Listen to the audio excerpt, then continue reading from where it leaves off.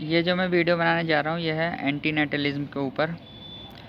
एंटीनेटलिज्म का जिनका मतलब नहीं पता है, एंटीनेटलिज्म का मतलब होता है जो भी लोग ये बिलीव करते हैं इस कि ये जो लाइफ है ये एक तरीके से इसमें बहुत ज़्यादा पेन है और सफरिंग है और इसका कुछ मीनिंग भी नहीं है अगर हम ब्रॉडर रेंज पर देखें।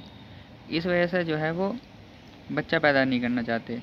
और भी बहुत सारे रीज़न होते हैं कि जो जब हम बच्चा पैदा करते हैं तो उसका खुद का कोई कंसेंट नहीं होता है, जो कि मॉरली ठीक नहीं है। और ओवर पॉपुलेशन भी इसका एक रीज़न है कि अब आज के टाइम पे देखेंगे तो धरती पर कोई जगह ही नहीं है किसी बच्चे के लिए, और ऊपर से इतनी ज़्यादा स्पीसीज़ एंडेंजर्ड हो रही है, जो ह्यूमन की स्पीसीज़ बढ़ती जा रही है। और जो एनिमल स्पीसीज़ हैं उनको जो है उसका पेन झेलना पड़ रहा है और वो जो है ख़तरे में जा रही है। पर जो मैं इस वीडियो में मेन इम्पोर्टेंट बात करने वाला हूँ कि ऐसा क्यों है कि जो ज़्यादातर लोग हैं वो जो है शादी करना चाहते हैं और जो है बच्चे पैदा करना चाहते हैं। पहला तो ये है उनका जो है सबसे बड़ा डर जो है वो बुढ़ापे का डर, कि बुढ़ापे में जा कर के हमारा ध्यान कौन रखेगा।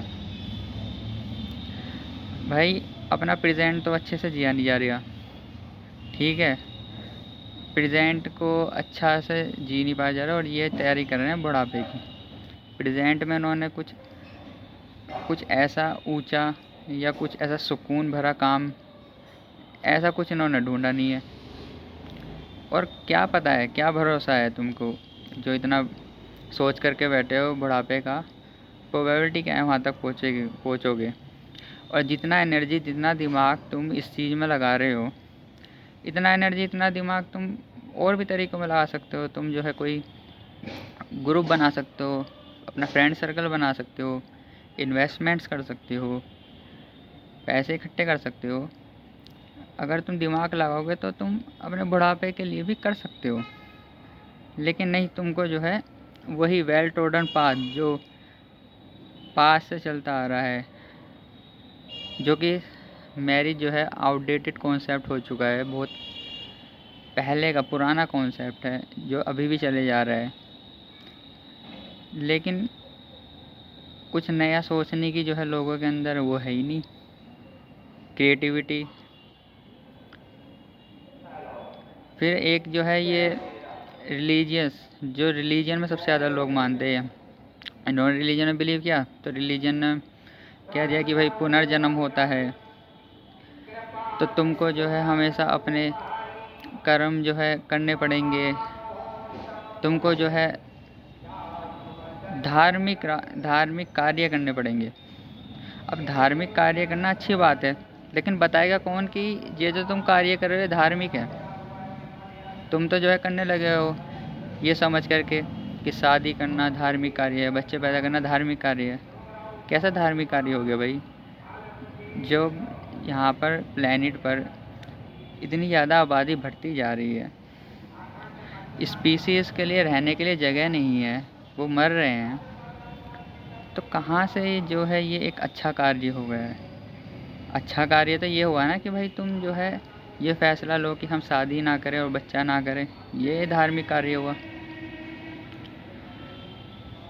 और एक जो है ये पुनर्जन्म का कॉन्सेप्ट, जब भी ये बात होती है कि कोई बच्चा धरती पर आ रहा है, उसका कोई कंसेंट नहीं था, वो जो आया है उसकी कोई मर्जी नहीं थी, उसके पेरेंट्स की वजह से वो आया है, तो इस चीज़ को टाल दिया जाता है ये बोल करके भाई उसी ने ही, जब वो अपने आत्मा के फॉर्म में था तब जो है उसने भगवान से जाके बोला था कि नहीं, मुझे भेजो इस धरती पे।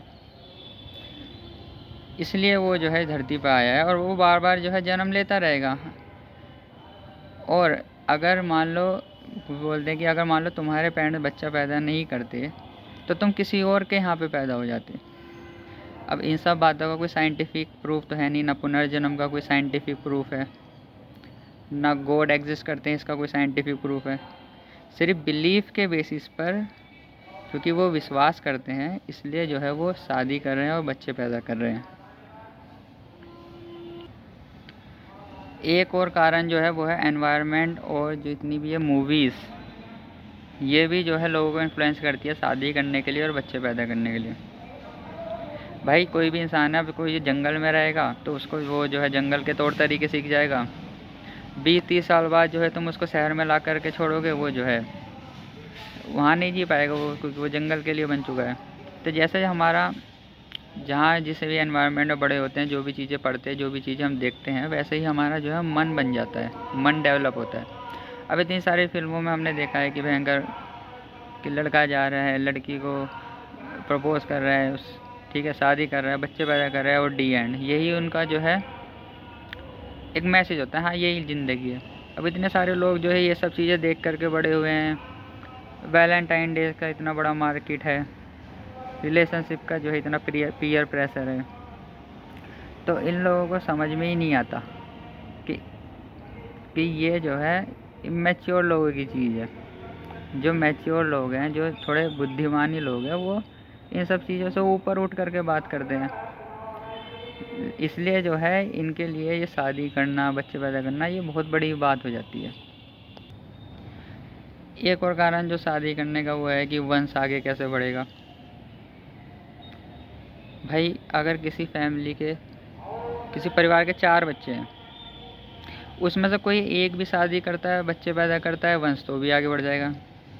लेकिन ये चाहते नहीं, 4 बच्चे हैं तो चारों के चारों शादी करें, चारों के चारों ही जो है वंश आगे बढ़ाएं।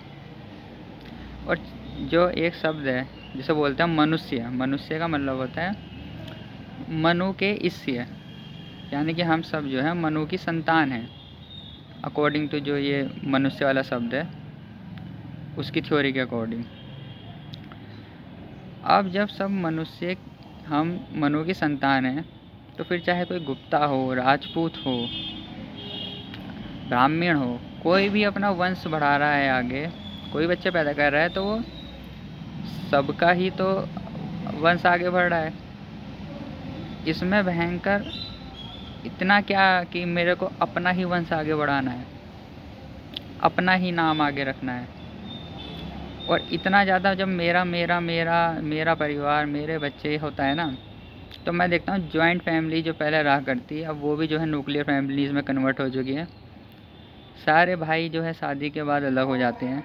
अगर शादी ना हो तो सारे जितने भी भाई बहन हैं सब आपस में मिल कर के रहेंगे। और जितना भी ये आजकल मैं देख रहा हूँ खेतियों में जितनी भी ज़मीन है वो कम होती जा रही है, फ्रेगमेंटेशन बढ़ता जा रहा है। अब क्योंकि खेती में इतना पैसा तो है नहीं कि ज़मीनों को सिर्फ खेती कर कर के ज़मीनों को दुगनी कर दें। कुछ लोग हैं जो नौकरी बिजनेस करके खेती की ज़मीन बढ़ा देते हैं, बाकी लोग तो नहीं बढ़ा पाते।